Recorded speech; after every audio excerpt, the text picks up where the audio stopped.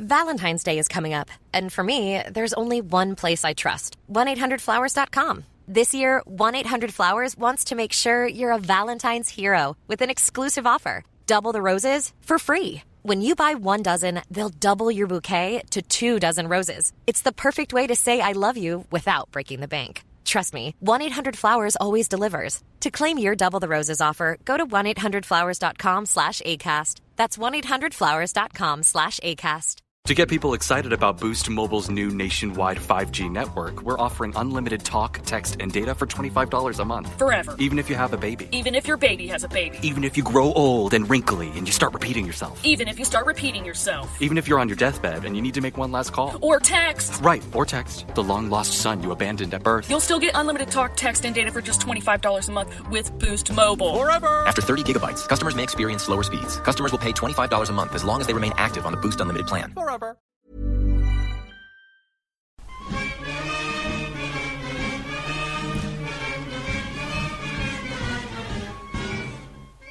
Hello and welcome to this. It is the EggChasers Rugby Podcast, the podcast about rugby that doesn't take itself or the game too seriously. I'm JB, fresh from cutting excess rugby programmes from the RFU this week. Doge. Yeah.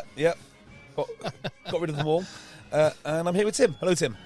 Hello, JB, the Department of Rugby Efficiency. Door. We need one. Imagine the things they would find rugby spending their money on. Gone. They're all rugby investments, JB. Investments. Sorry, rugby investments. So it's not spending. Yeah, of course. And Phil. Hello, Phil. Hello, JB. Oh, so last week we described the rugby as a delicious, meaty rugby pie. Well, I think this week was a true beef Wellington. Oh, Wasn't it fabulous just? beef Wellington. Yeah. Wasn't it just? The roast beef, maybe? Le roast beef. Oh. Very good, JB. I see what you've done there. And I just made that up literally there and then. It wasn't planned. Yeah, you boys must be delighted. Or are you delighted? What do you mean? Am I delighted? Are you delighted? Well, are you going to get carried away and say that this is the start of a fresh, new, post-Farrell dawn? Or is it the victory that papers over the cracks? Well, do you know what? You know Was that, it neither? You know that phrase, misery loves company? Yes. Well, 2 things on that. The views this weekend, slightly lower than last weekend on my YouTube channel. Oh, This is interesting. really? Maybe like England fans, I think, kind of in a way. Maybe they're getting leathered. Do you know, like, when you Still win, celebrating. I hope that's the Yeah. case. When you win, you don't really have much time to look at YouTube. But when you lose, like, I'm not getting out. No.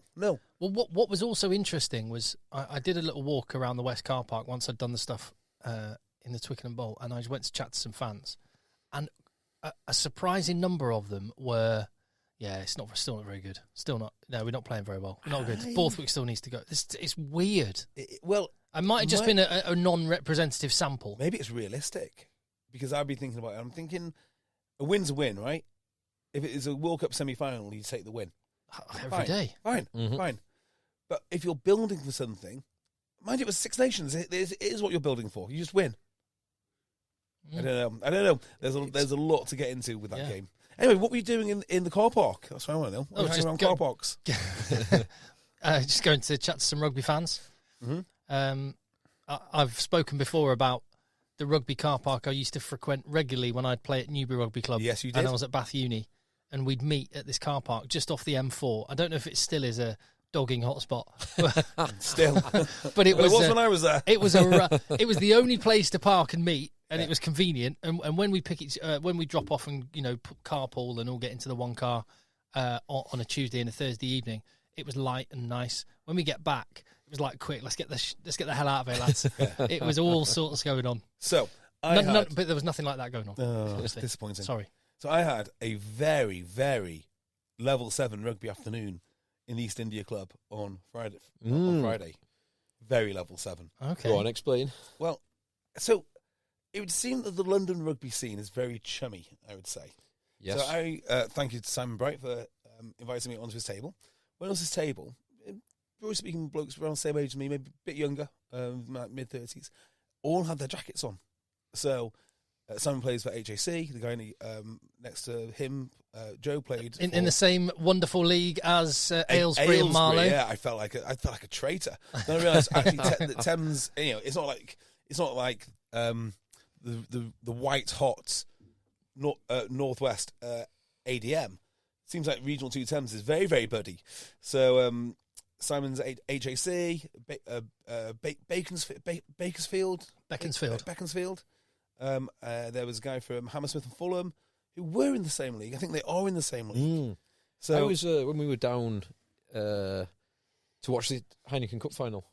You came down on the Saturday morning. I was down on the Friday evening. Yes, and I was chatting to some of the Hammersmith and Fulham were boys you? in Belushi's in Hammersmith because they'd had their end of season do. Oh, they've got some cool, very cool blazers. Like they've all got cool blazers. So HAC have got cool blazers.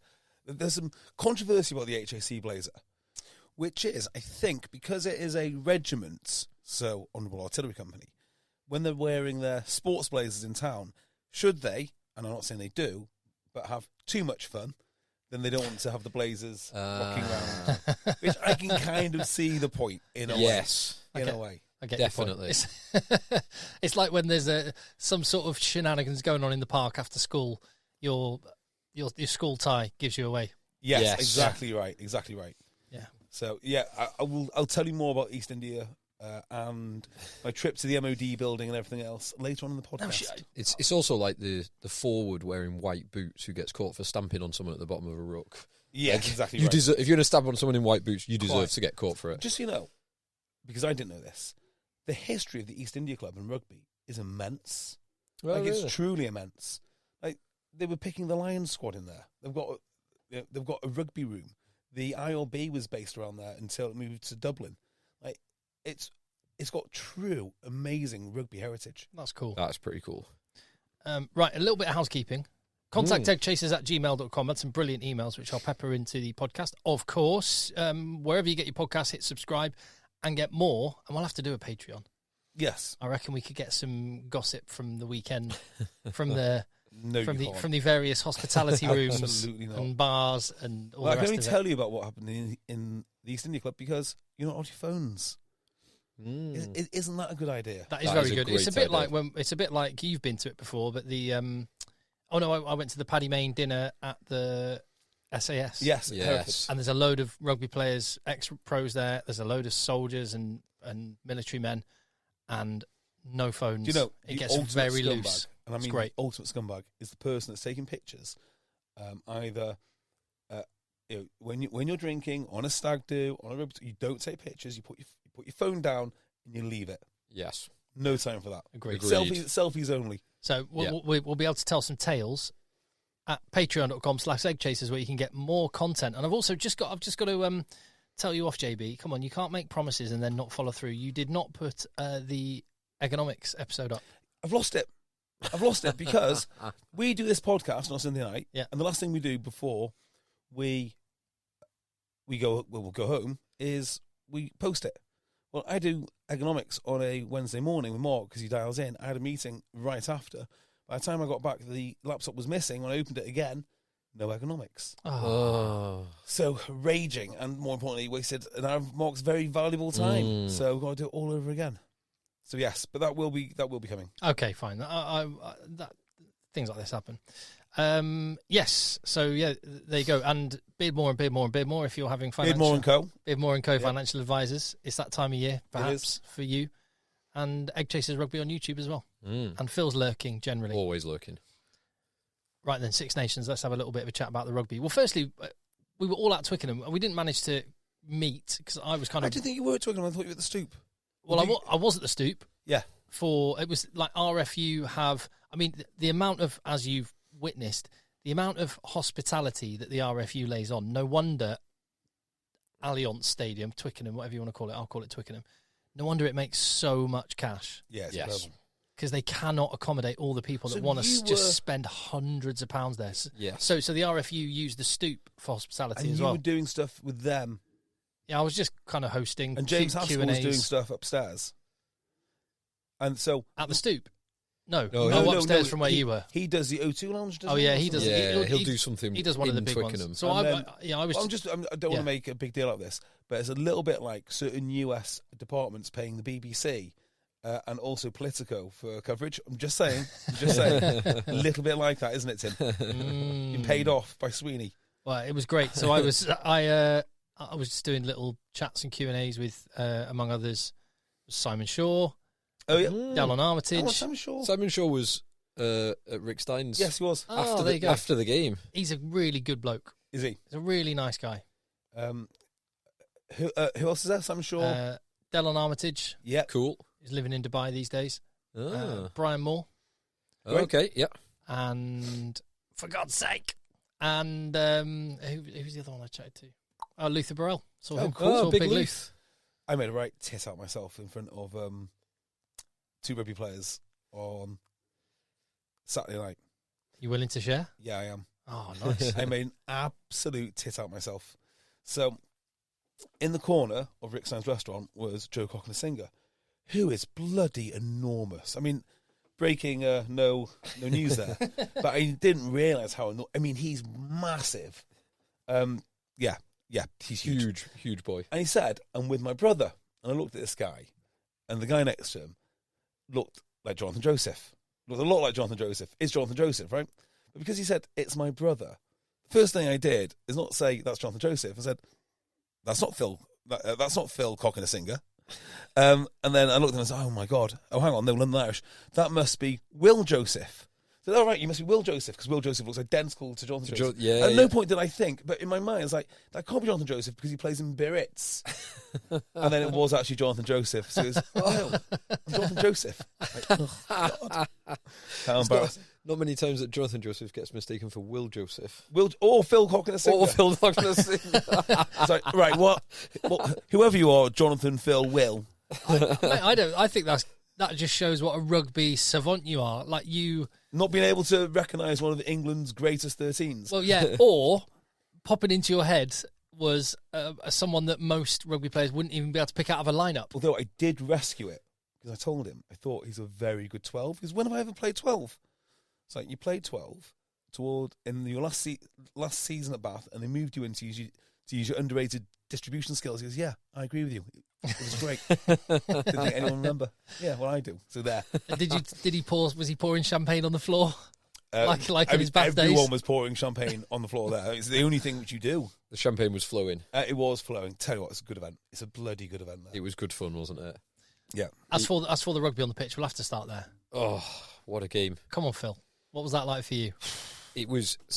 So, I thought England had a chance, but realistically, I didn't. I thought that France were going to win. Yeah. They're just too good at finishing, too big up front, and they've got the world's best player.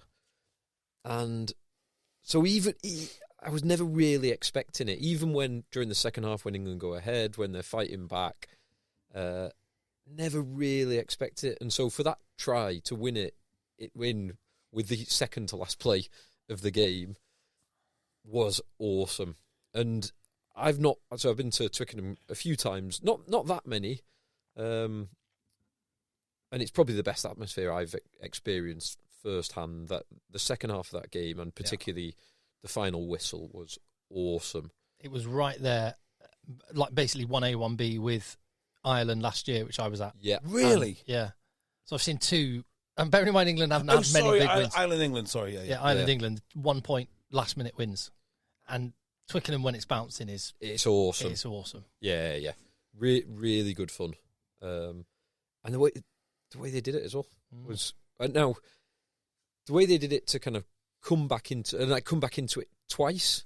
With it was the Finn Baxter try, and then you concede the second Bielbiere try with only a few minutes to go, and you're like, that's it, like game over. But then to win the ball back from the kickoff and work the way into the corner, and then that the move that won it, the Elliot Daly try, it was almost too simple. It was a move that everyone does. 9 to 12, 10 round on the loop, 13 running a hard line, 10 on the loop, and the blindside winger coming in. Everyone does that move. And the fact that French 30 or whoever Barassi. we defending in the 13 channel, Yeah. got completely sucked in by Freeman because Daly had come on for Slade. Freeman moved into the centre. Daly was on the wing. The fact that he got sucked in so much by Freeman, I mean, it's great because obviously Lawrence and Freeman are their big direct threats, but it was surprising to see because it is exactly like you say, the kind of move that we see all the time at every level of rugby, and it just worked perfectly. So it was maybe more the accuracy and the pace of it and the timing of everyone was right on point.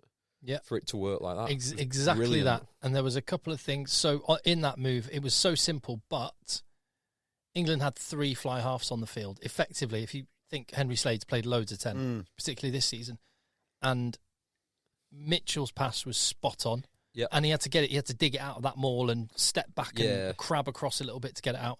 Slade delayed it. So it wasn't Slade. Oh, who was it? It was Lawrence. Oh, was it Lawrence with Slade the pass to? Yeah, Lawrence. I thought. No, Slade was off the pitch because Slade. Oh, Slade had come off for Freeman for Daly. Right, there you go. Oh, lovely. So it was Lawrence who was that. So Mitchell to Lawrence. Love it. Lawrence around the back of. You've Freeman. obviously watched this again on TV. Yes, it was. Yes. There's no way you remember this. No. This. Went over it on my nearly 4-hour train journey this morning. Yeah. Oh, it was great. It was great. And what I like about it, and if your glass is half empty or if you just kind of don't like good things, you will focus on the tries that France didn't score. But the fact is, the 3 tries that they maybe blew. 4. Yeah. That was 2 of them happened one after the other. So you if only you'd had get one, one you of wouldn't. those. You only get one of Yeah, those. yeah, Fine. 2 or 3, let's say. Yeah. They left points out there, no question. But the fact is that all that did was create an opportunity for England to win the game. But I love the manner that they went out and actually proactively won it. There was a point after 75 minutes when England were attacking and in France's 22 and Ollie Lawrence kicked the ball away and I thought, what are you doing? That's it, done. For God's sake, he's kicked it away For again. God's sake, he's kicked it away again. Yeah, it's well, what do they say? Success is when talent meets opportunity. Yeah, right. Or talent meets luck, and they just had a bit of luck, and you can't take that away from them. On the yeah. Go on. On the other hand, I was just trying to put this into context. Well, let's give them praise first because they did beat a team with the world's best player in it. Yep. And should the world's best player get hit by a bus, they would still have beaten a team with the world's best player in it because that'd be Ramos. And if he happened to get hit by a bus, they'd still have beaten the team with the world's best player in it because that'd probably be Pinot.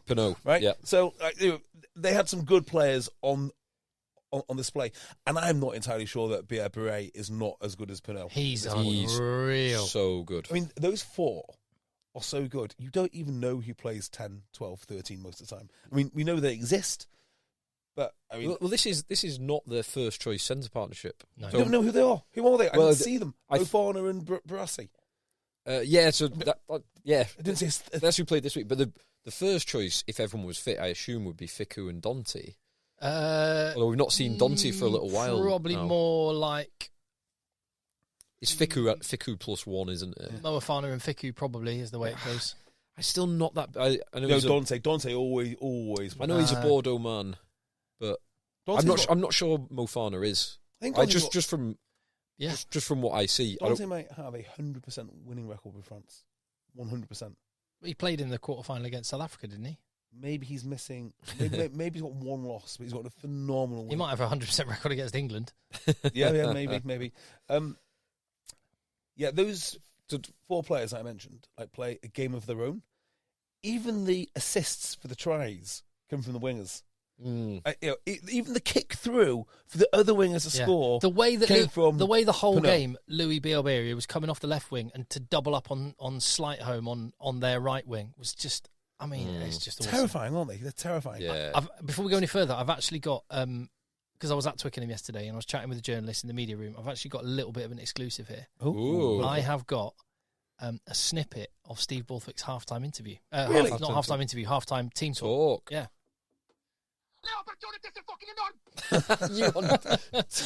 Double speed. Sorry. Let me do that again. Oh, no, I still got it. Sorry.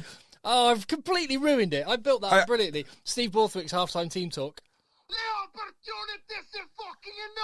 Yeah. So true. That is the team talk you need to give at half time. You're in this, boys. You're in it. So that was the scene I was setting, that no matter what you say about the England win, how they won it, they still beat four of the best players on the planet. Gregory Aldrit's not far off. That's great, isn't it? Yeah. Yeah. And I've not even mentioned the pack. That's how good, that's how good France are. Yeah. So that's good. But there again, you play this game again. There were so many points left out there by France. England I just don't know. I don't know. England lose by 2 scores if you play that again. But look, what I would say is, so England prior to this has lost 6 on the bounce against Tier 1 nations. Although every single one of those was by less than a score, or 1 score or less. I think there's one game that was 7 points, and everything else was like 1, 2, 3, 4 points. And they definitely raised their game for bigger teams. That's another thing. Yeah, but they've until Fiji just before the World Cup, they'd never lost to a Tier 2 nation. So they raise it again, or they do enough against smaller teams. What's been frustrating over the past couple of years is they've often put in good performances, and this is under Borthwick, because under Eddie Jones things were different, but under Borthwick they'd put in like performances that you could take some positives out of, but overall just weren't quite good enough. And when you're repeatedly losing by less than a score, it's incredibly frustrating. So you've got to turn that round first, this is the first step to turning that round, and then you've got to start doing it more consistently. Did you see Steve Borthwick's post-match I've press not, conference? no. Okay, that was quite interesting. I was in the room when he was doing it. What was that? It was quite interesting. He said, well, so they said, how do you feel about the win and stuff? And he basically, the long and short of it is, I got the impression it's like the win kind of is irrelevant to him. He said, the performance. I'm pleased that the players can enjoy tonight. Yeah. And they can enjoy a win because it's a tangible, what did he say? It's a tangible reward for their effort. He said, I'm really proud of them. He said, but I was proud of them last week. I was proud of the performances we've put in over the last year. So the fact we've won, I'm pleased that the players have a tangible reward for their effort. Basically, what I got from it was win, lose. No, not good enough. Actually, I'm ignoring the W or L because I think he's thinking much bigger picture. Performance. I know where we're going, and I know where I'm trying to get us to, and picking up wins along the way is great, but it's he's not going to get carried away by a win. No, and he shouldn't just like he wasn't getting too bereft by defeats. Which I think is the right, and maybe his kind of because he lacks kind of charisma as a front. He wouldn't be a front man in a band, but he's kind of he's kind of doing your marketing campaigns. He's like the front man for the England rugby team, which as a coach, great. As a front man, not so much. But so maybe that's actually quite a good perspective to have, possibly. I think it's better. Yeah, I would not be getting carried away with the win. He's got the right tone there. Enjoy it, but there's lots of work to be done because you could have lost that, and that's where you want to be, really. So, but had England lost it, I think he would have been saying, "Yeah, we lost, but I'm really proud of them." So and I just they think it's played very really well. important. There's like 2 games to be played. There's the game up until the last 10 minutes, and if you are in striking range in the last 10 minutes, then there's the second game. And I think there are certain coaches and certain teams that are excellent at winning that second game, making sure you get over the line with that extra point or that extra kick or whatever it is. And they did that, and I think that's worthy of praise in of itself. You stay in the fight. This is what classic Gatland teams do. We'll talk more about him later. But they were so good at staying in the fight. And then once they're in that fight, right, we can win it now. As soon as you've got that last minute, we can win it because we're here. And they did that really well. I mean, the game could have been lost to them, but that could be any game, I guess. Email here from Henry. I think we've got loads of emails, and I've just picked out one. I think Henry read out his email last week. Anyway, he says, England's line-out really did step up when George came on, but more interestingly, Chesham. Both tries came from Chesham takes, both under a lot of competition from the opposite jumper. I was very excited to see Borthwick saving George after our line-out collapsing in the last 10 minutes in the autumn. Gutted when he got injured before Ireland. I love this arrangement. And then he also said, and I think this is the sort of thing we should be giving Borthwick credit for as well. Mitchell played the full 80. Yes. and was brilliant to the last. Thank you, he says. Thank you, Steve Borthwick, for reading my email last week. And also, Cunningham himself didn't come on. Come off the bench, did he? Yeah. So it was clearly not pre-prescribed or exactly, pre-planned. and it felt. I don't know about you, but there were. I didn't really notice the England replacements come on until they were already playing, because it was kind of. Yeah. It felt as though he was sort of feeling the game. Right, we need a bit of this now, and now we need that. Kind of related to what I was saying last week, that there are definitely times of weakness when teams make these block substitutions.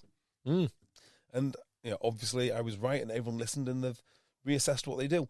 But I do think these block substitutions, when it's dead obvious that you brought in on a whole new front row, a whole new second row, most of your back row, it does disjoint your performance somewhat. So I think this is probably a better way to do it. If you're not noticing the replacements until they're doing something good, that's probably a good thing. Yeah. Who did well for England? Let's talk about the England positives. Who do you think really shone? Tom Curry, again. So Tom Curry. Oh my goodness, that guy. I was genuinely worried about his career, and I was clearly wrong. No, I'm still worried about his career. Well, maybe. Yeah. But melting Frenchman. It's not falling apart right now. He's playing. If the Six Nations tournament ended right now, he wins player of the tournament. Do you know who else I thought did very well? Surprisingly well. It was Cryfax. I thought Alex Genge. England's scrum is not the liability it was, is it? I just thought they were going to get battered. I looked at Weenie Antonio. I mean, I was looking forward to this so much. With Miafu behind, I was like, there's just no way. And he did brilliantly. Like, you can't knock that. That was an excellent performance.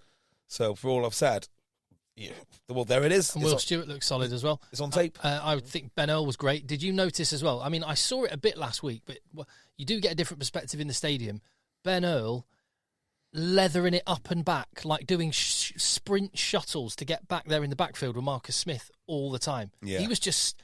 like the amount of ground he covered, and he did it for 80 minutes. It was, I was in awe of Ben Earl's just engine. He's got a great engine. Unbelievable. But that's probably why he's so good, because he makes so many opportunities. It is hard to work into the places that you need to be to get all those interventions. Most of what he does is work rate. So yeah, I thought Alex Mitchell was really good. Mitchell was great. Freeman was really good. Yeah. Freeman showed him. Freeman, that's I think maybe his best performance in an England shirt. For me, the England backs, what they proved more than anything else, is they're capable of hurting you. They were not the best backs on the field. They were the best backline on the field. But when they needed to hurt France, they could. I think that's quite important. And of course, a conversation is going to be had. One of the key narratives that's going to be played over the next 2 weeks is the number 10 shirt. And Finn Smith with his first start for England. Shaky start. He had that kick that got sort of ricocheted off and looked a bit nervous to start with. But England, guilty of letting Leeds go in the last 20 minutes. They had someone there, ice in his veins, cool as a cucumber, pulling strings. That kick for Tommy Freeman for the try, putting Jamie George through a hole, just putting forwards through little holes, taking the ball right to the line. Yeah. Beautifully timed passes, like the one to Daly for the final try. But also not trying to do too much as well. Like 100%. Sometimes Marcus Smith, he tries to do either the miracle ball or the step and go when you actually need something a little bit simpler. I'm a big Marcus Smith fan. So am I. Yeah. And I don't think the genius of Finn Smith is playing Finn Smith at 10. I think it's releasing Marcus Smith. I think he looks good at fullback. I think that's... Do you think so? Now. Yeah. I mean, it's settled. I wasn't convinced. I've said this before. I think it can work, but I wasn't convinced yesterday. I thought he had a solid game, although he did have a couple of slightly dicey moments and a couple of missed kicks. Getting stripped to the ball by Louis Bielbiere, that should have been a try. That was one of the many French butchered tries. Was that the one where they passed to Malvaca and they dropped it? Like Louis Bielbiere ripped it off Marcus Smith and then passed it inside to Malvaca. Was that what happened, or I just mixed up two different moments? I think I might miss. I can't remember. I might mix. There's so many missed French opportunities. It's hard to keep track of them all. So I've said this before about the Marcus Smith situation, playing at 15. Swap out Marcus Smith for Furbank as well. It will be situational. It won't be. That will not be the game. If you play against South Africa, that will not be the back line. If you play against Ireland, that will not be the back line. It depends on how well it works. So if it really starts to click and they become dominant in attack, because Marcus Smith, I don't think the All Blacks consider Bowden Barrett to be a situational fullback. He is just the fullback. Yeah, and I'd quite like to get to a position where we're good enough all round that we can cope with South Africa doing what South Africa do, but then go and impose impose what we do. Yeah, and I think that's where it's going to go. I think it'll be. I think that's where healthy. it'll get to. I'm not sure England will get to that, just because there are too many other good teams. I'd love England to get there. I just don't think they will. I think you will. I think you will retain Freddie Stewart for situations and be like South Africa being one of them. Okay, I get that. Yeah, I mean, I guess South Africa, you could argue, if you wanted to, are one of the most situational teams, as in they have a finals-only fly-half. Yeah. Yeah, so you do everything with one fly-half until the final, then you kick him out. Also, I do think, and we've had a bunch of emails on this topic. Michael Griffiths here, he said, the most depressing thing to read are fickle fans that now decide Marcus Smith should be dropped altogether because Finn Smith was great and kicked the last 2 conversions. Minus the 2 missed kicks and the strip by Louis Bielbiere, he had a decent start at fullback and didn't disappear as the last line of defence. Why are England fans never happy? Why can we not see the positives? I do get that, and it wasn't Marcus Smith's first effort here. He played 74 minutes at fullback against France in Six Nations last year. And he played against Fiji in the World Cup. Against Fiji in the World Cup. Racking up some appearances there now. And I can definitely see the merit in it. I do think there's something there. Yeah, I do as well. I like it. But one of the things I think, and particularly when you look at the bench, and the point that Henry made on email earlier about Jamie George and Ollie Chesham off the bench, and we've talked about it before, having a really, really good team that are dependable to finish the match. And again, as I think you said last week, more points are scored in the final quarter of games than any other point of the match, as it proved in this match as well. And a big part of that is because England had a rock-solid set piece, had Ollie Chesham coming on and taking names, and Ben Curry coming on and adding something. And, that's a massive part of it. So it would not be dreadful. In fact, it could be an absolute rabbit in the hat, having Marcus Smith in the number 23 jersey or the number 22 shirt. That could be ace. He's handy to have. He's a nice to have. Is he a game changer or a finisher when he's wearing the number 23 shirt? I think he'd be a game changer. Game changer, yeah, definitely. Yeah, he's not a finisher. No. Yeah. Freddie Stewart's a finisher. Yeah. Just back to the Finn Smith, Marcus Smith thing. I still think if you had to pick one of the players, Marcus Smith starts. So Marcus Smith starts either 10 or 15, but he starts. I think so too. Yeah. It's Finn Smith that would be dropped. I know it's recency bias. I agree with you, but I did quite like. God, it's a lovely problem to have. And the one consistent thing, if you go back over podcasts before, I would echo what Michael just said on his email and say you could replace Marcus Smith there with George Ford a couple of months ago. Mm-hmm. You could replace George Ford a couple of months ago with Owen Farrell for about 5 years. Well, it's always just get someone else. Get someone else in. No, I want the new shiny thing. Just got to be someone else. Because everyone assumes that you're losing because you're fly half. Yeah. And there's so much more to it than that. Yeah. I mean, you almost always lose because of your pack. I mean, that is the long and short of it. You set a piece, you pack, and you break down. If you work on your break, if you have no breakdown, it doesn't matter who your fly half is. Like Marcus Smith could play. Marcus Smith and Finn Smith could both wear the 10 shirt for Wales, and Wales could play 16 players, and they still would not win. It would make no difference because they're not dominant. And to that point, if England had not had Jamie George and Ollie Chesham on the bench, they don't win that game. Because they were unreal. The stability that they gave the set piece towards the end was excellent. But by contrast, France have amazing players that you've already said. But their jerseys 18, 19, 20, 21 to a lesser degree, just not there. They're kids. Yeah. So Marchand and Cyril Bay, superb. Pretty good. Georges-Henri Colombe got absolutely had his pants pulled down. I need to talk about him. He's not good. He's bad. It's more than not good. He is bad. He's big. He is enormous. He's enormous, and he does some things brilliantly well. Scrummaging is not one of them. No, it's not. And Galtier, what are you playing at, mate? Finn Baxter's just come on, and it was your point earlier when you said that's a good time to have a go at someone when a new prop's just come on. Antonio was still on the field, won a penalty on Finn Baxter, mullered him, first scrum, and then Antonio gets taken off. Georges-Henri Colombe comes on, and Finn Baxter absolutely atomised him in scrum. Yeah, yep. Stories all the time. Yeah, and he's not a kid anymore as well. He's 26. He'll be 27 in 2 months' time. So Tatafu's the boy. He's in their squad. You'll see him. Colom's just a massive man. He is. Colom's he's there because coaching is impossible to coaching. Scrimmaging is impossible to coach, and therefore you use the next best indicator of success, which is size. And just get the biggest boy you can. Yeah, and he is the biggest boy anyone's ever found. I've just seen the great minds think alike. I've just seen an email here. Tom Colgan says, "I'm imagining Borthwick's team talk was along the lines of." Opportunity say fucking alarm. That's a good one. That's a good one. Very good. Or is that an impression, or is that actually... That was actual Rog. Oh, that is actually Rog. Yeah. One thing, so we went through the game-winning try from the England side before. Did you see DuPont's movement for it? So there's a... For what, sorry? For the England try, the winning try, we talked about Mitchell to Lawrence to Smith, Smith to Daly. And the centre pairing, Barassi and Mofana, I think we're out of position. DuPont reads it. DuPont, who was playing at fly half at that point, because LeGarrick has come on at 9 and DuPont's pushed out one. So he's defending at 10. He reads the fact that his two centres have stepped in and that Elliot Daly's coming round the corner.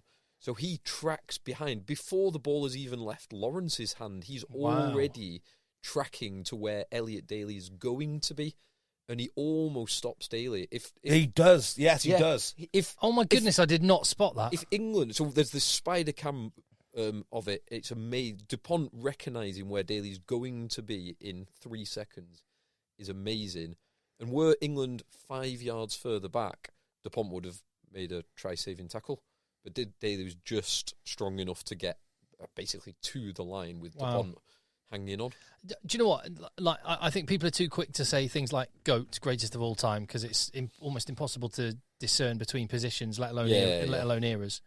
But equally, some people are far too quick to say he's average on the basis of one game. I was there at Twickenham, and I still thought, he was right in front of me when he did not catch the pass from Penno. Yeah, it's like, oh wow, we could be in today if the great Antoine Dupont has missed that opportunity.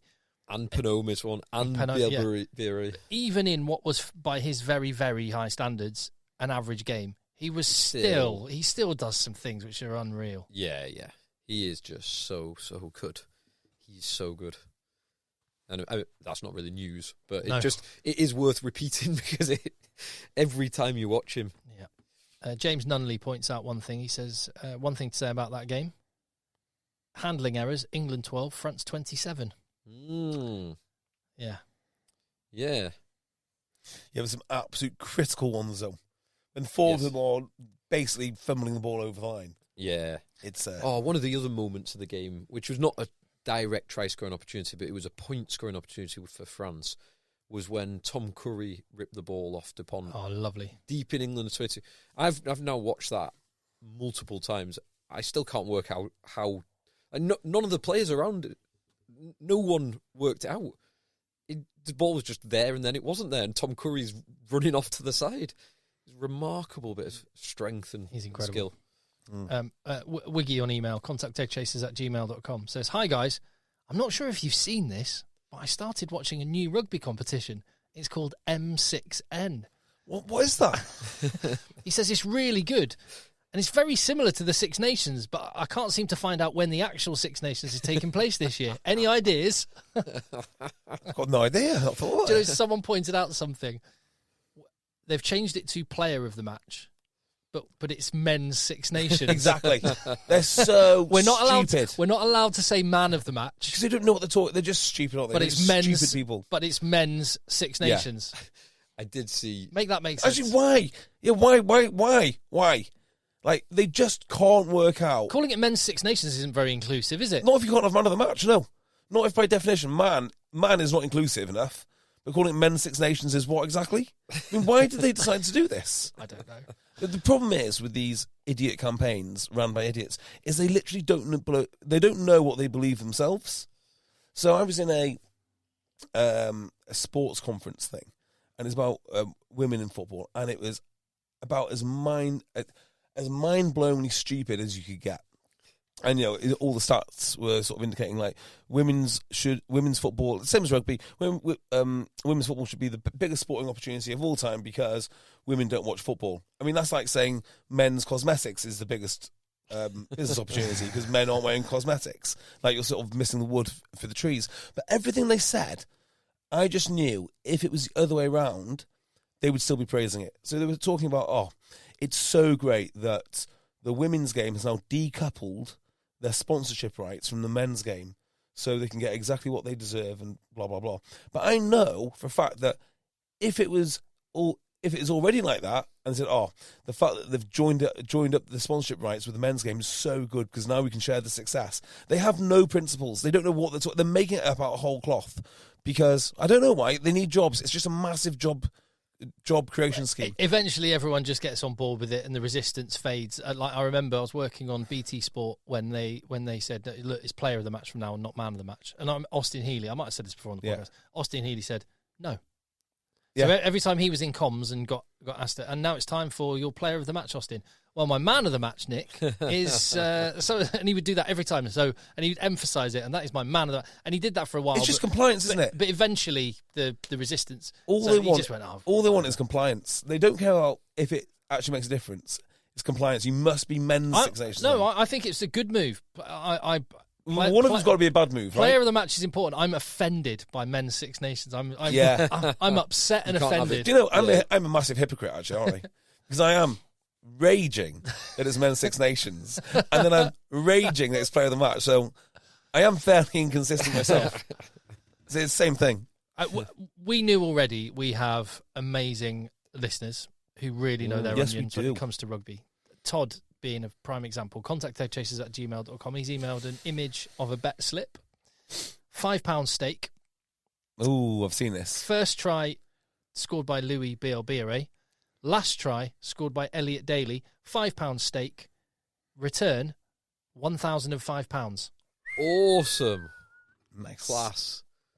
I put Wales to win at half-time of the Wales-Italy game. Ooh. You would have got long odds on that? Yep, 8-1. Not long enough for me to want to. No, it's just I sometimes bet just so I have a record of my prediction. So when you say something, it's like, right, if you believe that, put a bet on it now, and then you can come back and revisit and talk about why it worked or why it didn't. Yes, I have £10 in my betting account at the start of the season, and I don't top it up until the last day of the season. Sorry, until the next season. I thought I want. Off the back of this email here from Alex, I want more examples of nominative determinism in rugby. Because he says, and it's a French one here, he says, fantastic. Alex says, contact EggChasers@gmail.com. He says, fantastic to see nominative determinism alive and well with French big boy Jean-Baptiste Gros taken to the pitch. Le déterminisme nominal. He is large. Yes, he is large. He is large and very good. I do like him. Yeah. I still can't believe they lost it, you know. Watching France lose that game was like watching your favourite fighter lose for the first time. I just didn't think they were going to lose. I thought it was impossible to lose. Do you know what? It could end up being a good thing for France. Because, like I say, some of their youngsters, they've got really good players. And, I mean, again, if anyone watched the EggChasers Rugby YouTube channel, they would have seen me say, Alex Roumat is not good enough to replace Thibaut Flamont in the second row. They're in trouble. Why do you say that? Because he's really, really good as a number 8 and a 7, but he just doesn't do the stuff a second row needs to do. But do you think Flamont does? Yeah. So the reason I'm challenging this is because we've seen France in the past dispense with a second row because the back row are big and they rely on that smaller second row being the line-out option. I thought he did really well as a line-out option. I did well as a line-out player. Yeah. He cleaned George Martin out at the front of the line-out. Yeah, So- he did really well. So I don't know if they're just trading off there. I mean, I think Thibaut Flamont might do more things than him. But yeah. I always like Woki playing it for. Thibaut Flamont wouldn't have coughed up the ball 3 times in contact. No. And mind you, Romat shouldn't do that because he's a number 8 by trade. Like you'd think his ball security would be brilliant. Yeah, but quite often when France play, he ends up being one of the guys that's out wide. And like Olivon, quite often you see Olivon in the wide channel. Roumac kind of does that same job for France. But Flamont can kind of get his hands free and do great offloads, but he's quite often a little bit narrower and in between the 15s, and Rouma's not very good at that. And I said in the week that Colombe is an absolute liability and their bench is weak. And that's something Galtier can solve, because France have got absolute rock star rugby players all over. They do. But he picked a terrible bench. Olivon, he's out for the rest of the season, isn't he? Yeah, missed the whole of the Six Nations. Where is the other guy from Toulouse at the moment? Jalonge. He's back, but not in the matchday squad. Not when he's playing well, before the World Cup, before his injury before the World Cup, he was sensational. But not even just not in the team. Nope. Bloody hell. Do you want to talk about Wales, Italy? Do you want to talk about it, our resident Welshman? Are you okay, JB? I am. No, I am JB, okay. are you okay? Oh, I mean, it was disappointing. It was really disappointing. It was kind of disappointing. I don't know, really. Let's set the scene. So we were watching this on our iPhones. Yes. Because there was no TV in Rick's times, which is not surprising, is it? It's not somewhere you go to watch the footy. Not really. So we had to huddle around the iPhones and watch Wales. In the pouring rain. Yeah. In Rome. What is there to say about this? So I've watched it then, and I've watched extended highlights this morning. Wales, they don't have much. Like they just don't. They are, like you said this before, JB.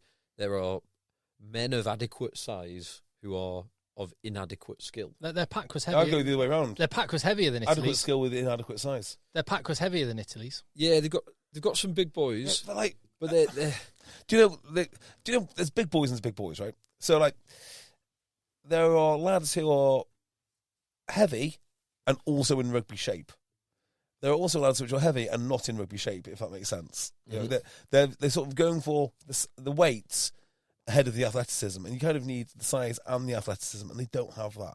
They just don't have those natural huge athletes, and it's a problem for them. In this case as well, I think Phil just said inadequate skill. I mean, Ben Thomas and Dan Edwards, right? Watching Ben Thomas, I just thought, I mean, you can't knock his effort, but he's not a 10. He couldn't get his hands free quick enough. He just looked out of his depth. And I think the worst part about this game was Italy got a lead, and then they just didn't bother doing anything. Like, yeah, we've got the lead now. We don't need to play. And they didn't. I have taken your point before about Gareth Anscombe and he gets injured a lot and stuff like that. But he's fit now, and he's playing regularly in the Premiership right now. Right now, just right now, with his scrum off starting. Thomas Williams and Gareth Anscombe, who've played together a lot at international level and are playing every week at club level. Why? Gatland. We've talked about it before, and I don't want to repeat myself from last week, but he's one of the greatest coaches there's ever been. What is he doing? Do you know, I admire him for this, because I know what you're saying. I think I would not be as... I don't think I'd make the decision Gatland did. I think I'd go for Anscombe because I'm so worried about losing my job. Allegedly, his contract is now able to be voided. He's able to be fired now without much financial implication, selling in at about 2 losses in the Six Nations or some such thing. So he's in the firing line. Now, if I thought that my job was on the line, I would call Gareth Anscombe. But he's obviously got a bigger plan, and to stick to that, I think is quite admirable. He's not doing this because he personally dislikes Anscombe. Hold on, Talupe Faletau and Liam Williams, who obviously couldn't play in the end, he had to be changed before the match, but they're both older than Gareth Anscombe. So anyway, I went over that before, but he picked a 12 at 10, a 12 at 12, a 12 at 13, with other players. You're just showing off. So many 12s. So many 12s. With other players that are available. I cannot understand it. What it looks to me when I watched Wales against Italy, because they beat an Italy team that didn't play very well. No, didn't. Oh, sorry, they lost to an Italian team that didn't play very well. Italy didn't play particularly. The conditions were not great. The conditions didn't help. No, Italy just did the bare. They came out of second gear for about 20 minutes, scored a try, squeezed them with pens. And just locked up, and that's it. Kicked a few pens, missed a couple of pens. Shut up. It looked to me Shut like... up. No, and again, I want to make sure I don't just repeat last week. So we talked about, like, maybe Warren Gatland just has that one way of playing. It looks like he's gone, we need to get Rob Howley, come here. Me and you, we need to get up to speed with what the cool kids are doing now. Let's play some of these nice shapes that everyone's doing. Okay, boss. And then they've just done a kind of approximation of what they think this new fangled rugby is. This is like when you watch National League rugby, isn't it? So you watch National League rugby, and they look like they're pretending to be pro teams rather than actually being pro teams. Like they're running all the shapes, but they just don't really have some of the basics nailed down yet. So one of the stats things from this game, only 2 of the Welsh backline got into double figures with metres made ball in hand. Oh my God! Compare that to the French team this week, where not one of the starting backline got less than 25. So Mofana was the fewest metres made, or least metres made, with 25 metres, and then everyone else was up from there, and only 2. And of the 2, Nick Tompkins only made 12 metres with ball in hand. So you had Murray at 40. Tompkins at 12, and then everyone else... Murray made all those on that one break. Run. There's one break, and... Oh, my goodness. The rest of the team were single digits in their backline. So their threat came through. Their try and their only threat came through... The maul. Because that was all they had an advantage in. Now, and yes, the conditions weren't great, but there's a Welsh fan watching that. But there's no answer to it. I don't have an answer to it. I don't know how I make these guys. Well, actually, I do have an answer to it, right? The only thing, and this is so ridiculous that I'm saying this, but the only thing I could really think of, this is based on France.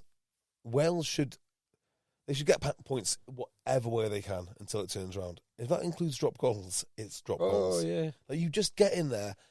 And look, you're not going to score because we know this. We've got the evidence. You've got one try in 160 minutes of rugby. But also, that's to my point that win however you can. So, Warren Gatland, pick that 33-year-old fly half who's fit now but might be injured in 6 months' time. Yeah. Pick him. You've just got to do more. You just got to try and win. So this was mentioned in comms. I think on the highlights that 12 years ago, Lions Tour of 2013, Wales win the Six Nations. In the Lions Tour, 10 of the 15 starters in the final Test match were Welshmen. Yeah. Wow. Can you? Let's go through and name them: Gethin Jenkins and Adam Jones. Which year is this? 2013. Oh no! So Adam Jones wasn't still around at that point, was he? Yeah, I think he. And we playing So it would have been Gethin Jenkins, Gethin Jenkins, Alan Wynne-Jones, Yes. Sam Warburton. Yes. We're talking Australia. Yeah, Australia. It would have Falatau. Was he? Falatau might have been another. Mike Phillips, potentially. Scratch that one. Jonathan Davis. Yes. Yeah, Jonathan Davis definitely. Lee Halfpenny. Yeah. Or Liam Williams. Jamie Roberts. Jamie Roberts. Yeah. Would have been there. Is that Halfpenny? Yeah, Halfpenny. North. George North. Of course. Yeah. So George North and Lee Halfpenny in the back three. Jonathan Davis and Jamie Roberts in the centre. To get people excited about Boost Mobile's new nationwide 5G network, we're offering unlimited talk, text, and data for $25 a month. Forever. Even if you have a baby. Even if your baby has a baby. Even if you grow old and wrinkly and you start repeating yourself. Even if you start repeating yourself. Even if you're on your deathbed and you need to make one last call. Or text. Right, or text the long-lost son you abandoned at birth. You'll still get unlimited talk, text, and data for just $25 a month with Boost Mobile. Forever! After 30 gigabytes, customers may experience slower speeds. Customers will pay $25 a month as long as they remain active on the Boost Unlimited plan. Forever. Everyone knows that it doesn't truly feel like Valentine's without the flowers. So whatever you do, don't forget the flowers. Beat the Valentine's rush and order early at 1-800-Flowers.com. Right now, when you order early from 1-800-Flowers, you can get up to 40% off gorgeous bouquets and one-of-a-kind arrangements that are guaranteed to wow. Don't put this off. Delivery dates are limited, so get up to 40% off today at 1-800-Flowers.com/ACAST. That's 1-800-Flowers.com/ACAST. That's 4. I'm guessing possibly Mike Phillips might have been the starter at that point. Yeah, maybe. If Mike Phillips started, was Dwayne Peele still about? No, because Conor Murray's about. Mm. Here we go. So that would be 5 in the back. And then Gethin Jenkins, Alan Wynne-Jones, Sam Warburton, Taulupe Faletau. Cuthbert. Ooh, that's interesting. Yeah. So it wasn't Gethin Jenkins.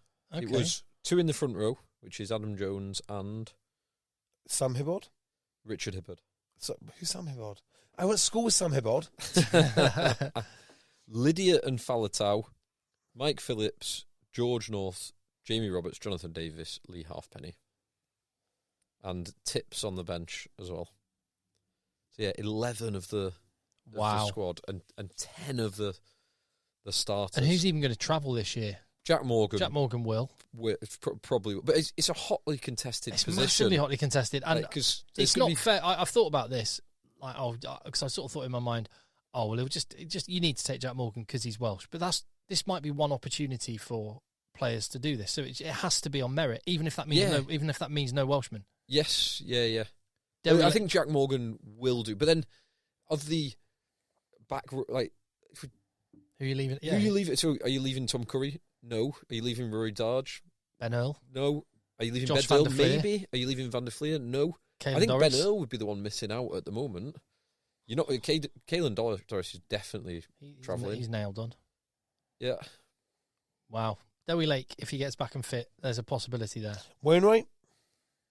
Yeah, he's been really good. But again, it's the back row is a position that the home nations are pretty stacked in. I think one of Wainwright or Morgan. I'd probably go for Morgan. We'll travel. Okay, well, here's a little quiz. Thomas Williams could be the second choice 9. 100%. Just a quick quiz. But like, see if you can think it through quickly. Current international captains who did not make the Lions tour, as in not current at the time. They were current at the time. Chris Robshaw. Chris Robshaw's the obvious one. Dylan Hartley, because he had the red card in the Premiership final for swearing at Wayne That Barnes. was before he was captain, though. Yeah, I think he got made captain because of that. Yeah, so that was under he got the red card under Lancaster era, but he got made captain under Jones era. Okay.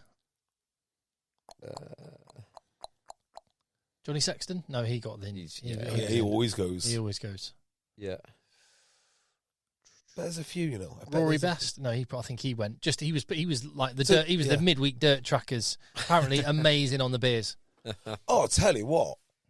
Tyrone Howe spoke at East India Club, and he's really cool. I really enjoyed his talk, mostly because it was players from an era which I love, like that sort of the 2000 early 2000 Lions tour, and of course he played in the infamous Ronan O'Gara McRae scrap.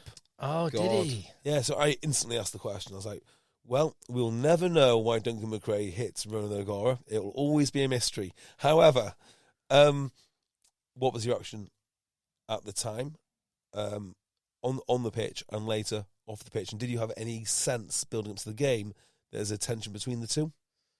And he started with, yes, you're right, we will never know why that happened. However, and then went into to talk about how it just made the rest of the Test series just an absolute war. This is war now, boys. Do you know where else? The other less famous place that Tyrone Howe played? No. Yes. Cambridge. Possibly. Newbury Rugby Club. When I was there, I was there as like a. I might not have even been a colt at that point, but he was in the first team at Newbury as I was just sort of coming through the junior teams. Amazing. Yeah, he's a headmaster now at Shiplake College. Do you know where that is? That's not far away from Newbury. Oh, that makes sense. No further questions. Sort of near Reading way. Yes, towards Reading. Yeah. All right, I'm just on his Wikipedia page. In 1996, he was... Was he Ulster? Yeah. Ulster for many a year. 1996. 1996, he was diagnosed with Gilmore's groin. Doesn't sound good. An injury that resulted in a 3 years absence from rugby, which I'm sure is what friend of the pod, Ollie Poole, had issues with. So, Are you sure that's not like what? That's like code word for go and get a bigger nose in South Africa. yeah. Got a case of the Gilmore's groin. You're going to be going away for a little while. You're going to come back because you're going to come back from National League One Newbury, and then you're going to become a British and Irish Lion. Yeah, you're going to come back more jacked than Lawrence and Ladio after an injury. Absolutely stacked. How did that happen? What was the? I've just completely gone blank. Tyrone Howe. Yeah. So he gets his first sort of, I think first professional contract at age 28. Really, really late on, and then makes the Lions, which is incredible. That cool. is amazing. That's very cool. Yeah. I also met a guy who played divisional rugby, and which doesn't sound like that cool now, but I think it's so cool. For basically the British Army of the Rhine. So he was basically in charge of British Army rugby when the army had like more than 6 troops. And he was telling me stories about basically playing rugby there, growing up in Ulster. The guy's 80, so when would he be playing? Like 1950s? Wow. So, and then how cool it was to be playing rugby in Berlin, which of course would be massively cool. That was the playing gig. rugby That was in the Berlin. military gig. I mean, I've spoken Colonel to Ian Holmes, his name was. Oh, well, colonels will get to go where they want. I've got a mate. In Skilling Fusiliers. I got a mate who was in the what's the ones that do? He maintained the comms. What regiment would he be in? He maintained all the comms. Signals. Was he in Signals? Anyway, let's say he was in Signals. I think he was in Signals. Anyway, he said they used to get to apply for the placements that they wanted, and it like the most popular by a mile was Berlin. Apparently, it was just the absolute plum gig, the best place to be. Amazing, just brilliant fun. Everyone that went there just had a good time. And if you ever meet someone that served in Berlin, just clear your schedule, sit, grab a beer. Well, that's certainly what happened to me. It. It was superb. Yeah. Loads of great stories. I think he hosts the things for the Army. I think the Army Navy game, some sort of dinner is there. And he hosts that before the game on whenever that is. When was it? Wednesday, is it? Not this Wednesday, but do they play it Wednesday or something? The Army Navy? Yeah. Saturday the 3rd of May. Yeah, Is it Saturday? I thought it was a midweek game. No, that Or is that varsity that's midweek? Varsity's always on Tuesday. Why is it not on Wednesday when all the universities are playing their sports Yes, stuff? good question. Maybe it's Wednesday, or was it definitely Tuesday? I'm pretty sure it's on a Tuesday. Yeah, I do don't want to know why go I to Army remember Navy. I keep thinking I want to go, and I never get around to doing it. Nearly went with Captain Lee. It's Major not Lee. quite. It's not quite the spectacle it once was. It used to be the case that there was 80,000 people. We don't have 80,000 troops now, Tim. So like, No, quite.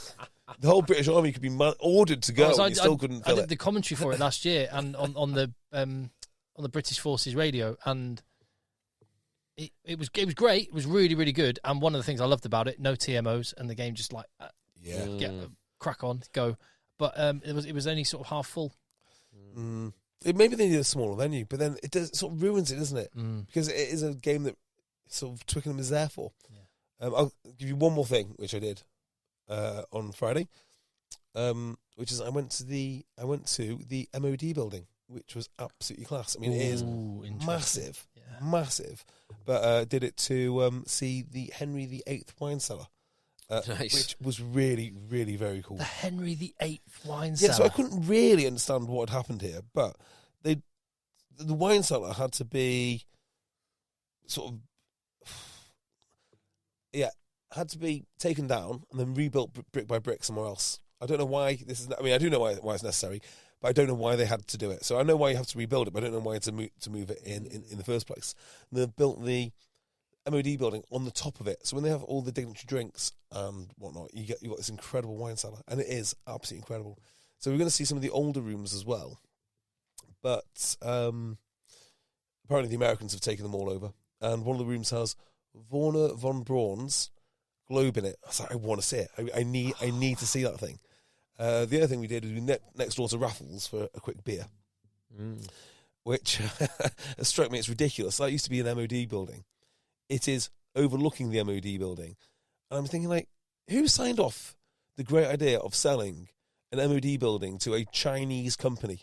Like, who did that? One which overlooks some of the most sensitive buildings in the entire nation. Genius, absolutely genius.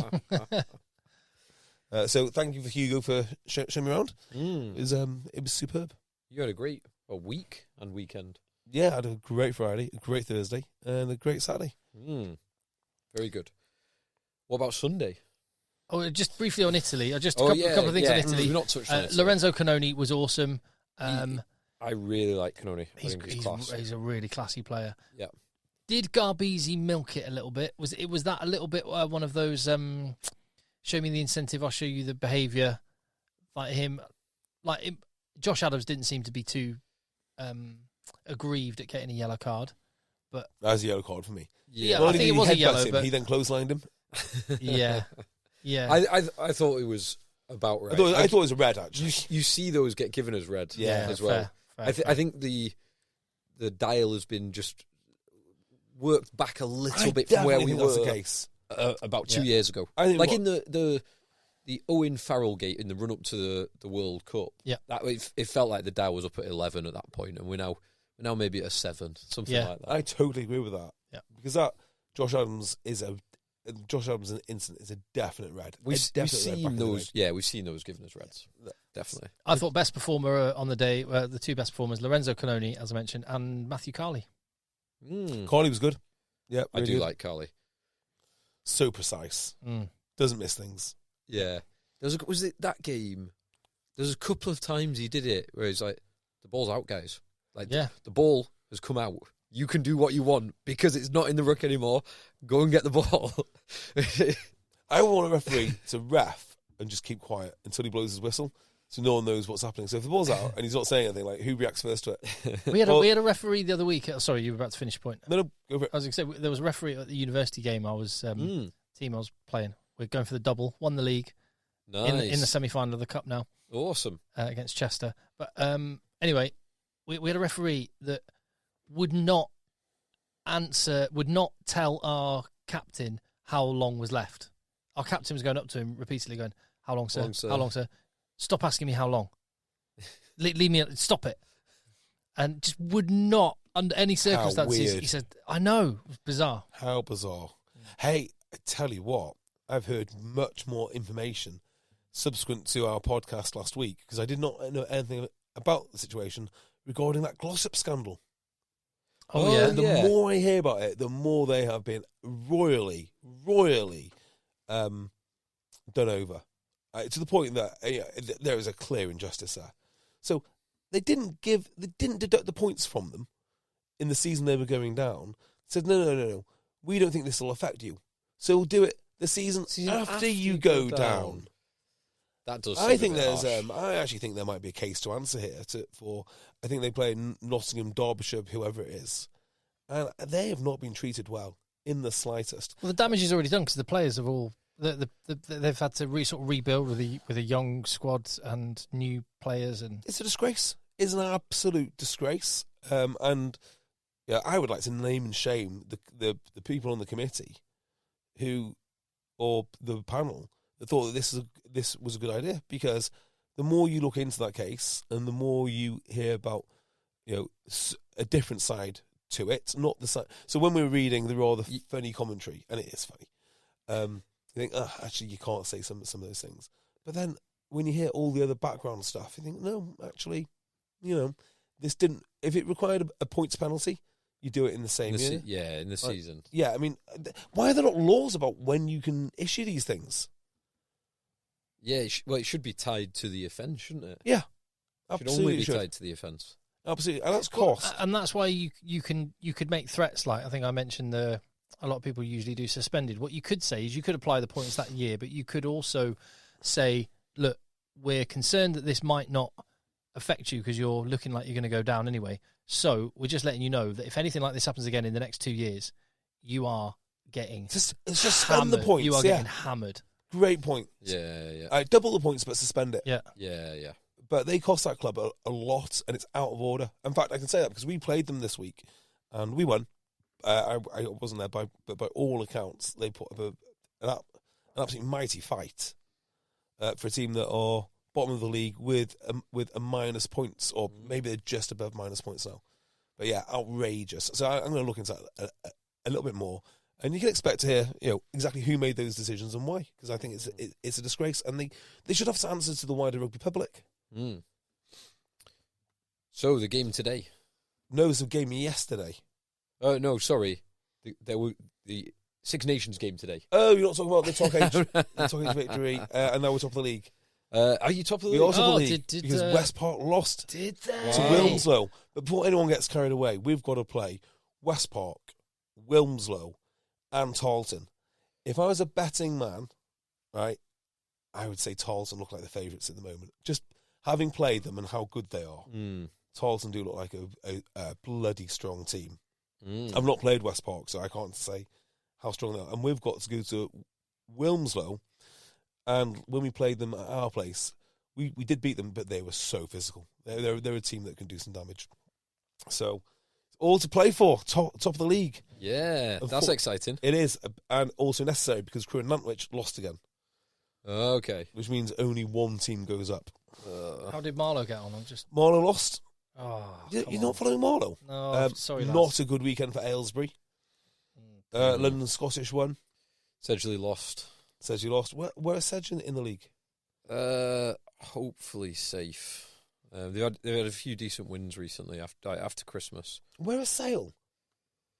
They're mid-table and they're in 9th. Sedgley are in 11th. So, but crucially, 14 points above Leicester Lions in 13th. Oh, Old Habs had a heartbreaking loss last week. I didn't mention to London Irish Wild Geese, 22-21. It's another losing bonus point, though, so Old Habs are still only they're 1 point behind Hemel Hempstead. Oh, this could be a big game, actually. So at the bottom of Aylesbury are third bottom. Regional 2 Thames. Yeah, but they're 10 points clear, so they're going to be all right. Old Habs, with how many games to go? 5 games left. They're 1 point behind Hemel Hempstead, and Old Habs play Aylesbury in a couple of weeks. Well, yeah, I've been invited down. That's massive. We've been invited to that one, haven't we?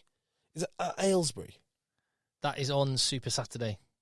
Is it? I mean, we could do Super Saturday at Aylesbury. No, that's the week before Super Saturday. That's the next fallow week. Is it Saturday the 8th of March? Let me see what's on in my diary for my matches, because I can't miss Wilmslow, Tarleton, or West Park. I think I'm under going any circumstances. If I get selected, if I'm lucky. Just before we go back to that, just a quick headline: Spain have qualified for the Rugby World Cup. Finally, yes. Well, not so fast, Tim. Yeah. Not so fast. World Rugby will still have to say this somehow. Still a couple of years away from the event. I mean, talk about keeping a team down.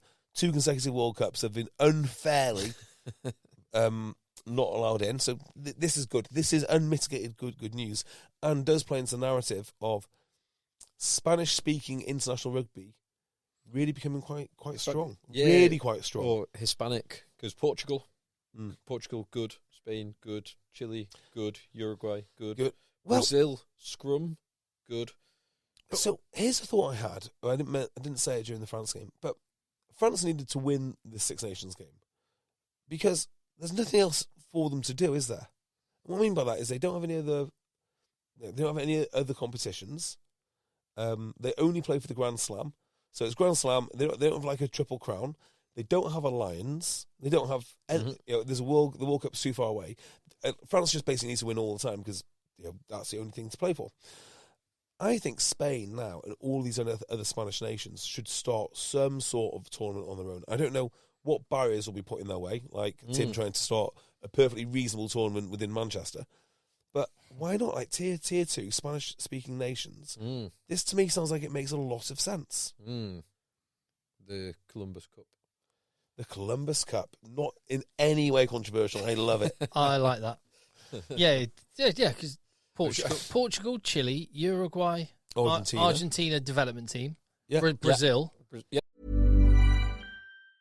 Romance is in the air for Valentine's Day. And when you're ready to pop the question, all you need is the perfect moment to come around. And, of course, the ring. At BlueNile.com, you can find thousands of natural and lab-grown diamonds, plus legendary service from Blue Nile's jewelry experts, who can answer every question, help you design a custom ring, and even plan the proposal. So seize the day today. Right now, you can save up to 50% at BlueNile.com. That's BlueNile.com. Everyone knows that it's not Valentine's without 1-800-Flowers.com. So whatever you do, don't forget the flowers. Right now, when you order early from 1-800-Flowers, you can get a gorgeous bouquet of assorted roses starting at $24.99. It's the perfect way to say I love you without breaking the bank. Don't put this off. Quantities are limited, so lock in your roses starting at $24.99 today at 1-800-Flowers.com/ACAST. That's 1-800-Flowers.com/ACAST. And Spain, obviously. That's Yes. 6. Yeah, Spain, Portugal. Yeah. That's 6 good teams. Yeah. I like that. That's all you need. Yeah, because if we're busy playing around with the Lions, which is a concept that should be in the bin by now, but it's still here, then why don't they go and do something else? Mm. Yeah, that's cool. Mm. And just like, and make it in one. No, you can't do it. No, I was going to say it would have to be like a Six Nations type thing. Yeah, Yeah. I mean, you can do all sorts of formats, but just play something. Yes, that's cool. I like that. Game today. So Yeah. JB, you were travelling back during this? Yes, or I was the first half on the train. Yeah. Next to a couple who were wearing the most expensive yet worst looking outfits I've ever seen.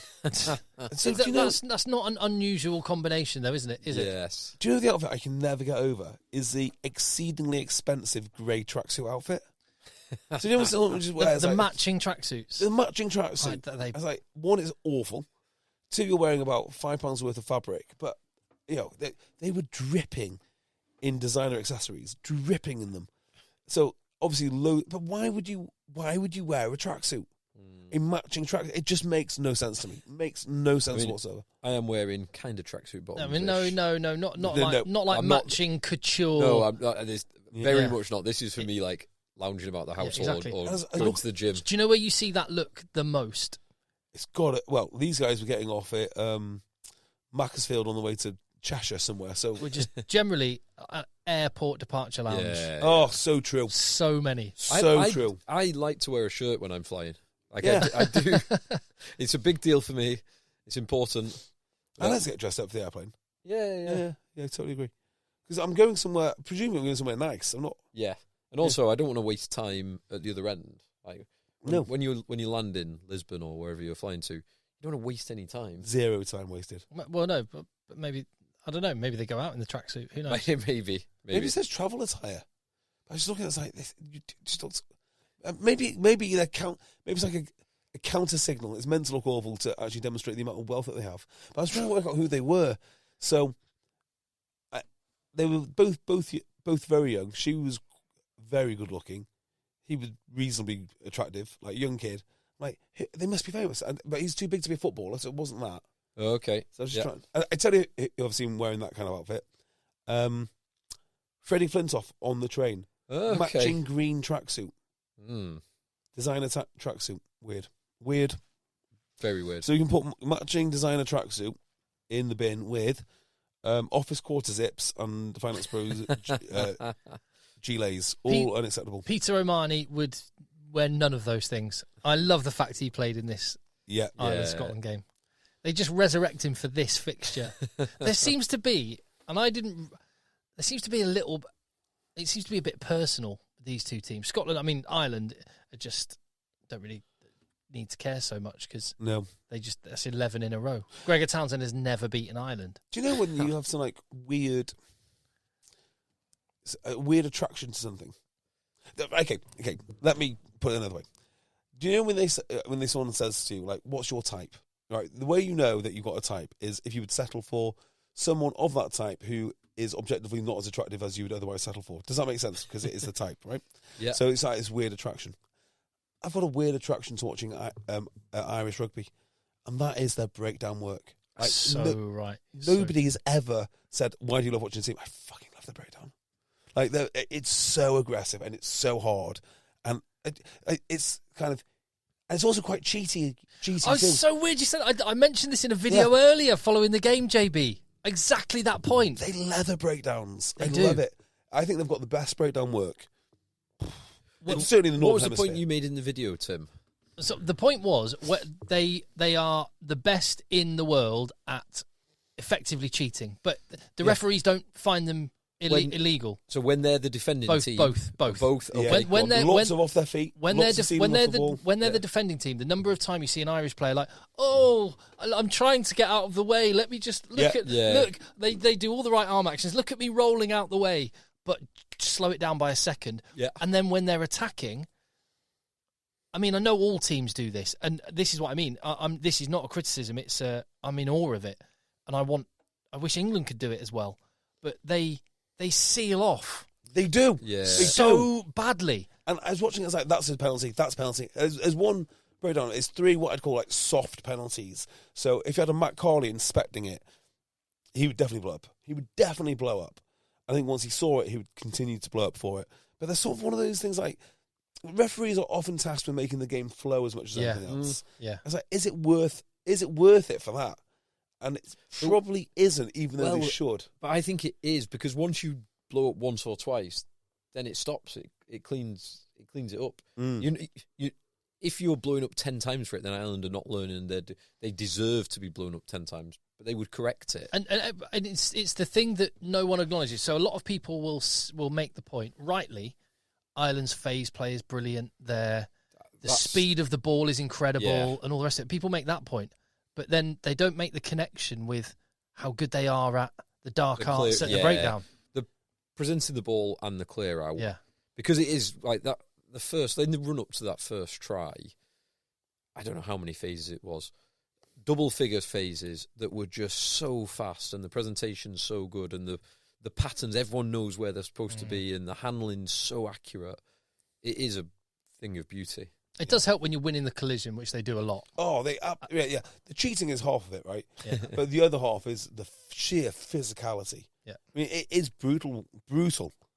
So yeah. That's what I like most about this Irish team. Just the brutality and it. Yeah. And I can watch it all day long. When Ireland were in their pomp at various stages throughout this game, Scotland couldn't live with them. Nope. Like, not even close. Well, Scotland had some good moments, like towards the end of the first either side of half time. Yeah. But you know when a team effectively gets a cheat code for rugby? So Exeter Chiefs did it with the pick and go, and then they changed the laws. I expect a directive coming down from up high against Ireland, because it is almost a cheat code. They can hold on to that ball for as long as they want. They can do the multi-phase rugby. They're really good at multi-phase. I mean, you don't want to be... But that's the kind of thing people want to see, which is why I'm not sure they will come down with a directive. Yeah, whereas the extra pick and go... The extra pick and go is... with the pre-latch. Which I love it, but they perceived that it wasn't what people wanted to see. It's a bit like... I hate these people. It's a bit like you're now... It's completely legit to pass the ball from a scrum, as scrum half into the scrum, and just throw it to the number 8's feet. Yeah. That's completely legit because, well, that makes more of the sort of game we want. So... Who says this, by the way? Well, World Rugby are all about... told them this? Yeah, World Rugby are all about everything has to be a contest, and that's why they do this. It's all about the contest, make the contest, except for at a scrum. Yeah. Where they don't care. They don't care about the contest. Except for the thing which defines the game. Yeah. The actual thing which is, our most important USP. IP. Except for that. Yeah, I totally agree. Yeah, maybe it won't change then. But then everyone's going to have to do it. And coaches are going to have to figure out how do you slow down Ireland? Because you can't do it at the breakdown because they cheat. Well, they don't cheat. Yeah. It's only cheating if the referee pings absolutely. it. No, they're not cheating. They're not cheating. Otherwise, they'd be penalised. Yeah. Yes, they are. They know where the right side of the law is. Yeah. And they're historically they're very good at reducing the number of penalties. And to that, I can't remember who I was having a conversation about. I think it might have been over the weekend, but someone was talking to me about young Irish players coming through the academy versus other countries, and because the Irish school system is so good, you don't just, particularly in that Leinster heartland with the Black Rocks and the schools like that. It's not just that they're really, really good rugby players; they're very, very intelligent young men, and so that was how it was described. I'll remember who it was that was saying me this, but they said when you ask an Irish player to do something, when you ask a Welsh player to do something, they just go and do it. When you ask an Irish player, a young Irish player, to go and do something, they ask you why, and then they go and do it. So their rugby IQ is on another level, which probably would be a reason why they would end up staying on the right side of the referee. They just understand. Yeah, understand the laws. Understand the referee, can read it. Yeah. Just feel the game a little bit better, maybe. Yeah. Can't remember what I was going to say now. It's fine. So go for it. I was a bit disappointed in Scotland in this game, other than that kind of purple patch that they had end of the first half, start of the second half. And I know they lost. Obviously, they lost Finn Russell. By the way, Finn Russell looked furious. What, coming back? Coming off, he's like, I don't need to go off. Yeah. Coming back on the sideline and be told he has to stay off. Yeah. He looked genuinely angry. Yeah, I think he'd be gutted. So you know he passed the HIA. What? He passed the HIA, but they were saying he was confused and not remembering stuff. Which is it? Like, which is it? Did he pass? Is this test useless or is it meaningful?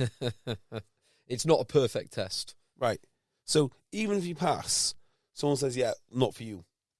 I'd be livid at this. That was the situation here. Yeah.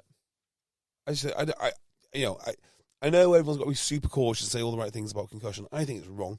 You can't just take someone's agency away from them and say, right, okay, for your own good, we're gonna take you out of the game, even though you passed your HIA, even though you want to go back on, and this is what you do for a living, and this is your legacy. No, you can't go on.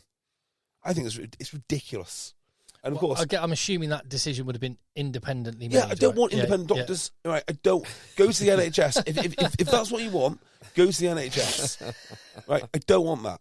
I want lads to be able to make their own decisions. I hate the idea that somehow these lads are not compos mentis, or you're protecting them against your. The whole point of the HIA test is to work out if they are compos mentis. And he passed. Yeah, so he passed, but he was confused and having memory problems. I'd be fucking confused if someone said I can't go back on. I've seen people who've had a head knock and like 5 minutes later didn't really know where they were. Yeah. So like in that situation, that individual cannot make a decision for himself, and he needs to be okay. Off. Fine, is my fair enough. Oh, I don't know. I just think it's too. You must have. You must believe. Bearing in mind your thoughts about rugby administration, you could well believe that the test that they have devised is maybe not very good. Yes, I can believe that. Fundamentally, I just don't like the idea that we're protecting them from themselves when they are smashing each other to bits on the field. I just don't believe that's the priority, and I think it's very performative because of the concussion lawsuit, the things that we have to do, and also it lends itself. Do you know when you go to the doctor, right? And it's never in the doctor's best interest to tell you to rush back from injury because there's no reason for him or her to do it. It's only going to affect them, so they're not going to say come back from injury in 2 weeks' time, or you can probably play in 2 weeks. Because they don't want you playing and then going back injured. There's nothing in it for them. Well, I guess these HIAs are kind of the same. So you pass, but any hint of anything, they are looking to cover their liability rather than do what's best for the player. And if the player wants to go back, the best thing for a player is to play rugby. The best thing. Hold on. So I think no. As a player, independent. Independent of concussions. Okay, yes. The best thing for a professional rugby player is to play rugby. I think probably what the story of this one is, the HIA tests are not as good as an independent doctor assessing a player and going, you're not right. Because if you're just ideologically tied to an HIA test, that's But what I'm saying about that doctor, right, is there's massive incentive for him to keep the player off, which is he doesn't want any blame for. He's got the backing of the HIA test, being passed. Otherwise? But there's no incentive for him to put the player back on. So if the HIA test can be overruled one way, why can't it be overruled the other way? Well, I've heard of players who can't pass the HIA test without having a head knock. I've heard of players that deliberately record low scores. Yes. Yeah, we've all heard that, right? On the old, because it's changed over the years, hasn't it? Yeah. Like some players couldn't pass it without the head knock, and some players would game the system, sandbagging. Yeah, so I can't see doctors being motivated to put the player back on if they have any doubts whatsoever. It sounds like it was a legitimate one on this occasion. And Finn Russell didn't look like he thought that. Two things can be true. He can be annoyed he's off and annoyed that Scotland are losing. And annoyed that Scotland are losing. And when he was on the pitch, Scotland were losing. That doesn't change this game. Scotland were bad. There's a few nice moments, but overall... a lovely breakdown overall. down the line with Kinghorn. And that was it. But this was... Let's just rewind a little bit. This was the test for Scotland. This is their golden generation. They're at home to Ireland, and maybe they weren't favourites. Ireland were favourites, but they got absolutely smashed. They didn't just lose. There's one thing. It's like England in Dublin lost, but I came away from that going, I saw some things that we were really competitive. And it was a one-score game. Scotland weren't competitive. They managed to get themselves to a one-score game. No, it's 18-30. Like 18-11 at one point. At one point, sorry, yes. Yeah. They managed to get at themselves one point back of the game, when it kicked off, they were within one score. And then it was 17-0 down, and they got it back to whatever it was, 80. Oh, I can't remember. But anyway, they got close. And then Ireland just went, do you know what? We'll hit reset and drop the hammer. Boom, done. What do you think of Prendergast? Smooth. Cool, isn't he? Yeah. Really cool. He's looking good. He looks like he's... I think for me, that argument's now settled. He's just... I mean, it helps being outside Jameson Gibson Park, inside Bundy Aki. And behind that pack. And having loads of touches of the ball over and over again. Yeah. But he's just... smooth is the word I sort of watched. He just moves really... Yeah, he's... Just effortlessly. He's very nice. One thing that wasn't smooth for Ireland was their line-out. Mm. And that's... Even when Sheehan was on as well. Even when Sheehan came on. Yeah. And that's somewhere that, like, France were competing against England. That France were really trying to disrupt England's line-out. To your point about Jamie George and Ollie Chesham coming on. France in it'd be 3 weeks' time, or even maybe 4 weeks' time. Cause we've got round 4. Yeah, rest week, game, rest week. No. It's game. It's rest week, 2 games, rest week, Super Saturday. I think. No, I'm sure it's 2-1-2, sure isn't it? No, I think it's 2 break, 2 break game. Maybe. Yeah. Just checking. Round 4. It's 2. Round 4 is Saturday. Oh no, round 4 is Saturday. 8th of March. It's always 2-1-2. Oh yeah, you're quite right. Damn it! Oh God, this would be sick. This would be absolutely sick, right? Like things on LinkedIn, right? And it's the... Why are you on LinkedIn during the middle of a podcast? Because Bernard Chapman commented on this, right? And it's about the HIA for Finn Russell. Yeah. And it's just this horrible platitudes of just incredible leadership from Scotland. Finn didn't remember a couple of plays in the few moments leading up. So, I mean, he has to call so many plays. Honestly, I call lineouts. If you asked me what the last 5 lineouts were, I wouldn't be able to tell you. I could not tell you that. You need a HIA, JB. It's incredible leadership. It's just such an awful cliche, and everyone will like it, and they'll go, safety first and foremost. And yet, we see the game week in, week out. It's not safety first and foremost, in any way, shape, or form. Ugh. That's an incredible... They lost the fucking game. Like, I think that's incredible leadership in a key moment of the game, putting a player's health at the forefront, particularly when the Scottish team are under the pump. Kudos. No, it's not leadership. It's something else. It's not leadership. Anything more on Scotland or Ireland? Ireland are on for a Grand Slam now. That game against France is massive. I predicted Ireland to win the championship, but no one to get a Grand Slam. Yeah, I think France will do them. I think France could do them. Yeah, I think France will right. They'll right the wrongs on. They'll have their hands screwed on the right way. They'll catch some of those passes. They will be able to match them up front. They'll target the line out. Flamont will be back by then. Yeah. Fickou might be back by then. Yes. And Temak will be back by then. Yeah, did he get a 1 game?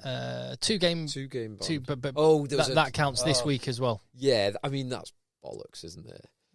Counting a Toulouse game Well, he might go back. He might have gone back and played for Toulouse. You never know. He would not have gone back and played for Toulouse. Absolutely, he would have. Yeah, absolutely. Would have.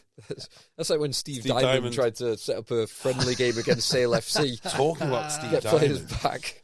Premiership news, gentlemen. Premiership news. Yeah. So, did we talk about Michael Chaka? Yeah, I'll tell you what, I'll just read this email and then we're done on international. Ben, contact EggChasers@gmail.com. I was at Twickenham yesterday. Ben, it's Allianz Stadium, come on. He said, I was at Twickenham yesterday and now watching the broadcast, I see that they all but missed Itoji throwing a dislodged French boot 10 metres away from the action.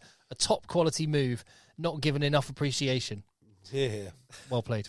So on Thank you. Itoji, I forgot about this last week.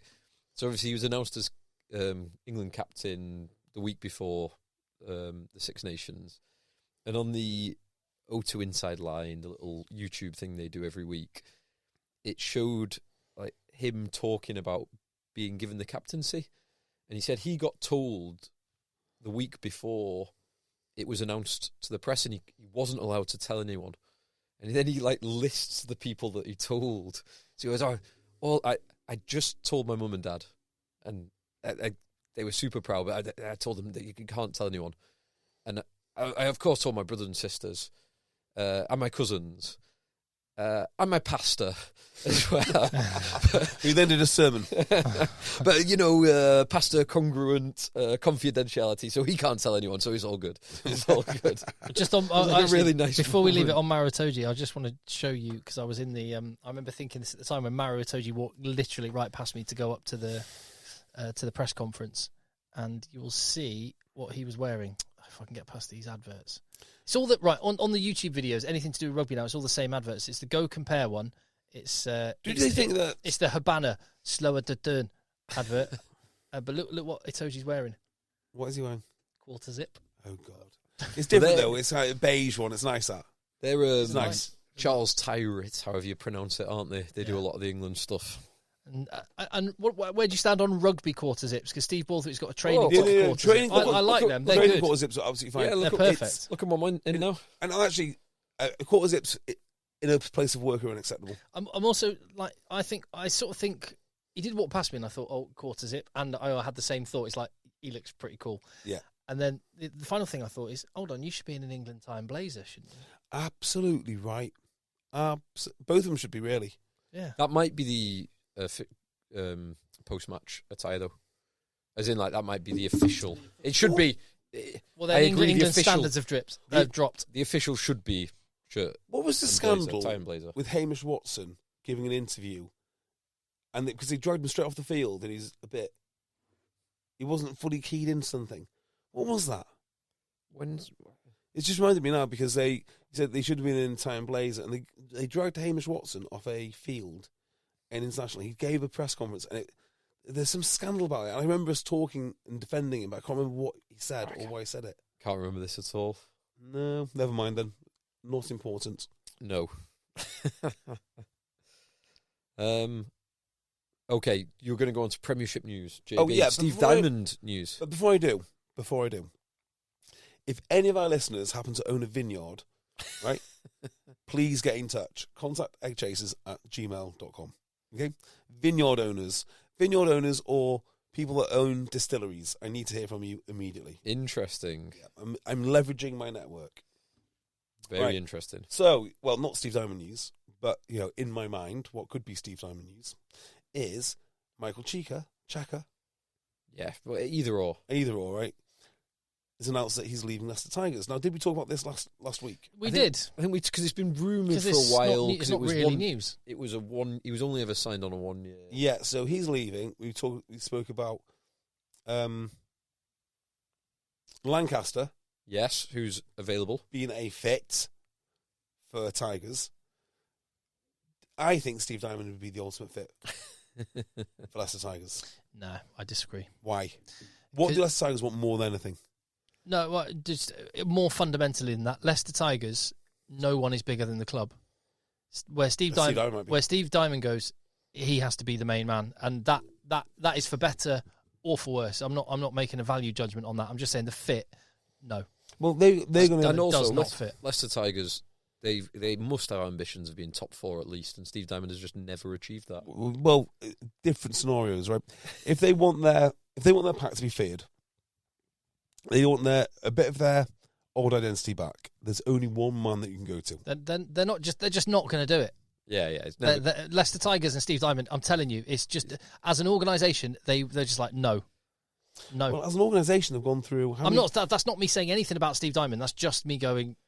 I just don't see the fit. I think it won't happen. Well, as an organisation, I've got to say they've not done great with their coaches of late. Since Borthwick has gone downhill, there's talk, isn't there, of Wigglesworth and Cockrell combining.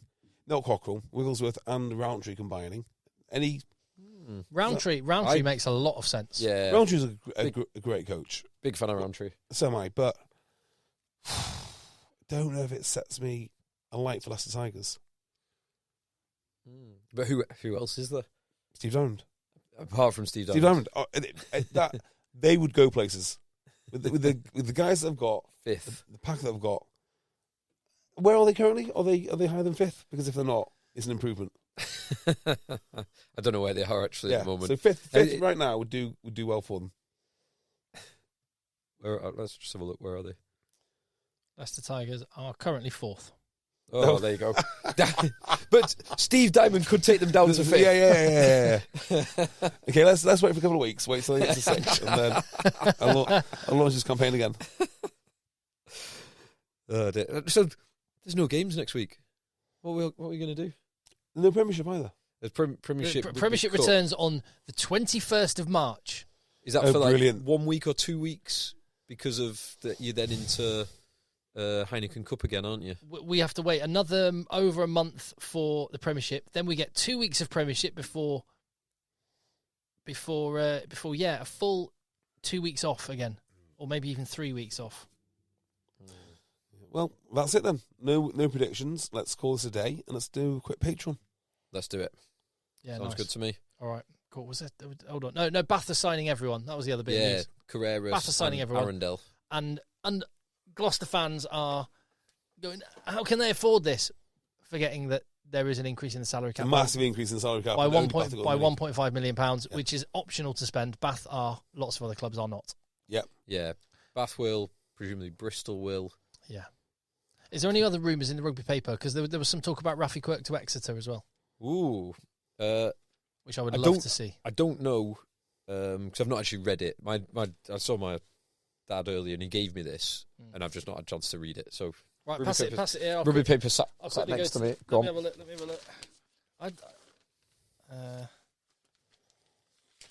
Jeff Probyn saying England need best players on in the last 20. Yeah. Good. Listening to the pod. Good hot take. Let's have a look. This is the page normally. No, nothing. This is great podcasting. Isn't it? Let's do a Patreon. Come on. Fine. End this. Fine. End this podcast. It's dead. Done. Dead. Sorry. Right, done. Let the boys end. Everyone's entitled to their own opinion. But some opinions are more useful than others. And we all want the good ones. The ones that shake things up, spark debates, and change minds. Financial Times readers know that their opinions are reliable because they're shaped by trusted journalism. Robust opinions, confident decisions. Source FT. To subscribe, go to ft.com/sourceft. The Love Affair event is back at Whole Foods Market through Valentine's Day with sales to help you celebrate that special someone. Set the tone with gifts like scented candles and Whole Foods Market's 24-stem bunch of roses. Skip the reservation and make a sizzling surf and turf with deals on quality steaks, lobster tails, and more. Dessert pro tip? You'll find their chocolate-covered strawberries in the bakery department. Feel the love with delicious savings at Whole Foods Market. Building a business may feel like a big jump, but OnDeck Small Business Loans can help keep you afloat. With lines of credit up to $100,000 and term loans up to $250,000, OnDeck lets you choose the loan that's right for your business.